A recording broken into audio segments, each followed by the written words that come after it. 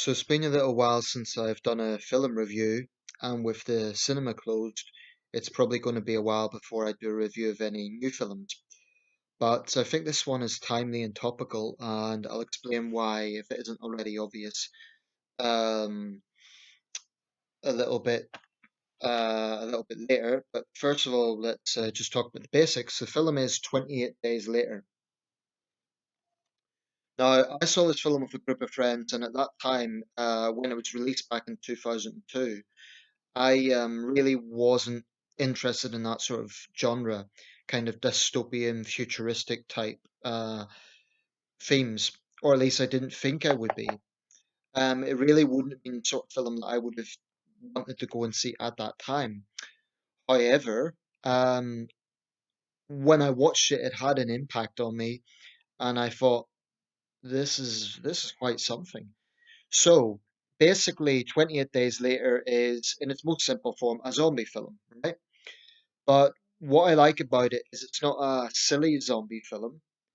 It's done in such a way as it's treated like a pandemic as opposed to flesh-eating zombies. Um, it's frightening. It's atmospheric.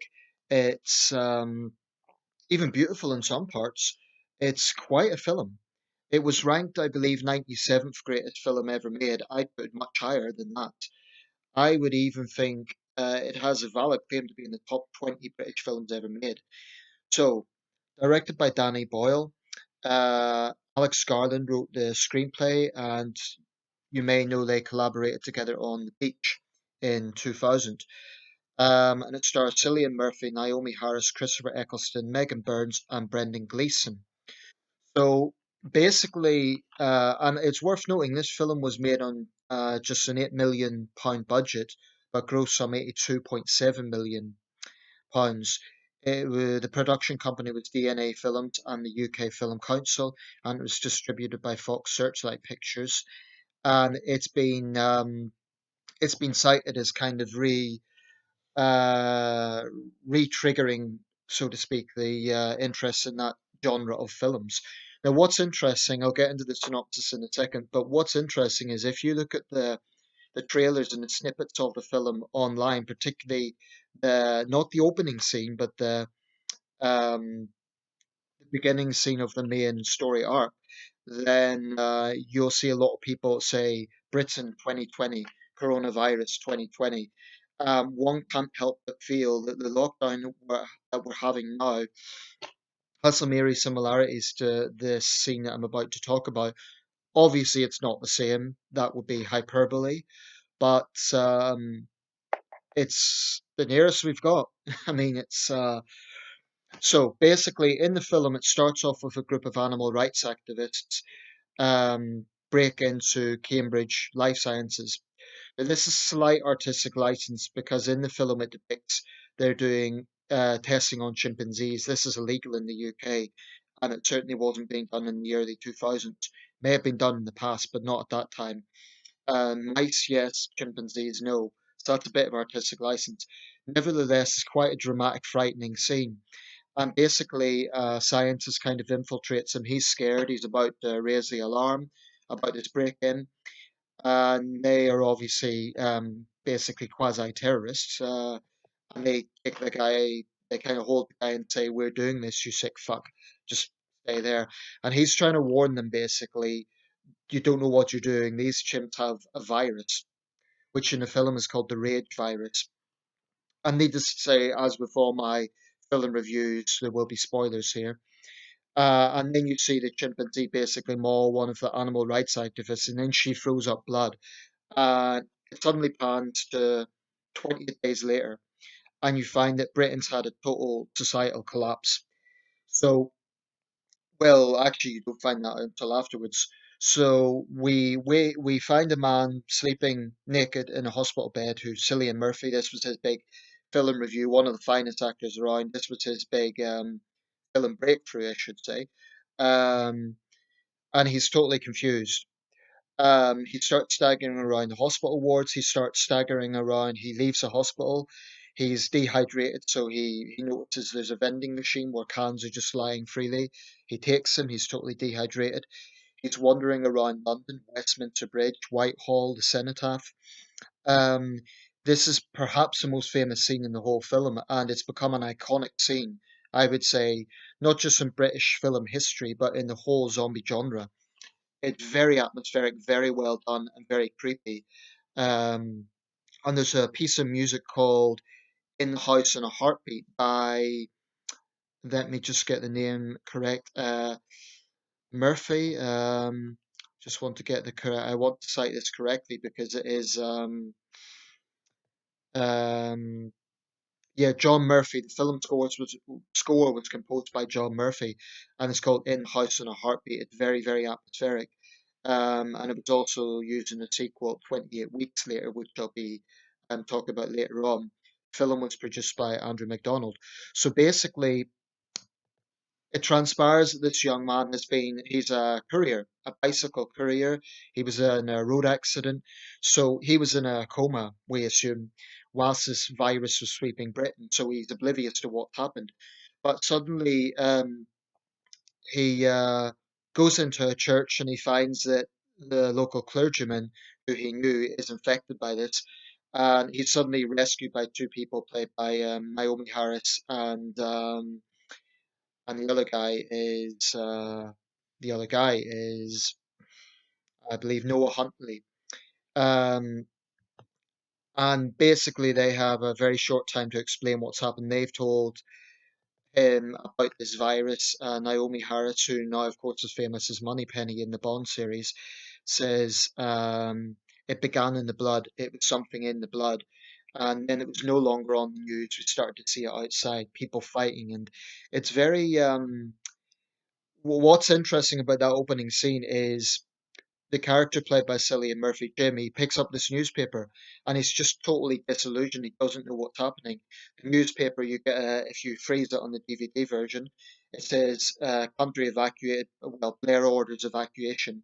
Um, and it's just very atmospheric, very, very powerful cinematography. So basically, in the next scene, these rescuers of Jim, they realize he's not infected. They then get attacked when he offers to go to his house in Deptford and he finds out his elderly parents have killed themselves and they've left this sort of note to him. But then the infected attack the house and um, the other guy, not Jim, but the man who saved him has been cut, and Naomi Harris's character Selena basically beats him to death, which really shocks Jim. But she has to do this because she can see in his eyes that he's infected, and Jim is very obviously shocked by this. He says, "But how did you know there was blood everywhere? How can you be sure?"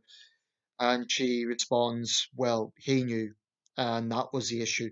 You have between 5 and 8 seconds to respond before they attack you. So the way this is done is very atmospheric, but basically they go through London, eventually end up in a tower block, Alfred Tower, where there are two other survivors, a father and his teenage daughter, played by Brendan Gleeson, and Megan Burns. Megan Burns is now a singer. She's a goth singer, so you can actually find her on the internet. Um, I guess that would be the genre, kind of goth, dark metal, something like that. Um, But basically, this man, Brendan, played by Brendan Gleeson, Frank, is a taxi driver. And they have been living in this tower block. They've been gathering rainwater in buckets. And they find that there's been a transmission from a military base just outside Manchester. So they decide, all four of them, this is Jim, Selena, Frank, and his daughter, whose character is called Hannah. They decide to travel to this military base if they can. There's a beautiful scene where they're going up, I guess it would be the M6, and the piece of music known as Ascent by Brian Eno plays. It's a beautiful scene. You see these wind turbines. It's super relaxing for a film of this sort of genre, and it really is a beautiful piece of music, very relaxing. But basically, to move on with the story, they reach a sort of toll point and they find out the entire city of Manchester has went on fire because there's been a refugee crisis and the infected have basically ravaged the city. Um, so Frank loses his temper and he kind of pushes this toll booth where there's some bodies of the guards there. One of them, a drop of blood falls from the guy because a crow was pecking him and then infects Frank. And that's quite a dramatic scene when he then becomes infected and the soldiers arrive and kill Frank. So they're then taken to this military base, which was filmed actually in Wiltshire, Downton House in Wiltshire, I believe it's called. But it's set outside Manchester. And the commander there is played by Christopher Eccleston. At first, nothing seems particularly untoward, although the soldiers seem a little bit like they lack discipline. They're driving around in the taxi outside. Young Hannah is obviously traumatized by the fact her father's just been killed. Um, but basically, over time, Jim, through conversations with his commander, finds out that the real purpose of bringing them there was to bring females.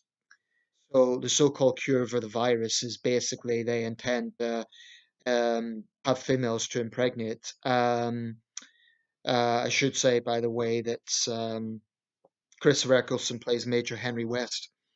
They also find out that one of the infected, another soldier, is basically chained up. Jim's quite shocked by this. He says, you're just keeping him there. Why aren't you killing him?"